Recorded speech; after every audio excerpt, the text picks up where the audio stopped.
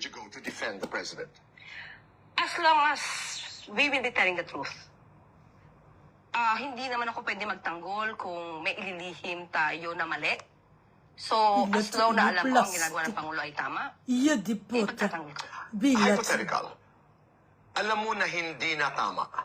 Would you still stand by the president? I will tell him. That's not correct. That's wrong. Let's make an action on that. Do you have that kind of a relationship? Nasasabihan ko po ang Pangulo. Nabibigyan ko po siya ng advice. Bilati, Iloy, grabe! Nabibigyan mo ng advice ang isang Judith? Ano niya ka, how? Advisor niya ka? Advisor niya ka sa social economics? You are a spokesperson. It means ikaw ang kanyang mikropono. But that doesn't mean na ikaw ang taga-advise niya kung ano ang nangyayari sa society. Kagano ang dapat gawin natin sa ekonomiya nating nag-quicksand.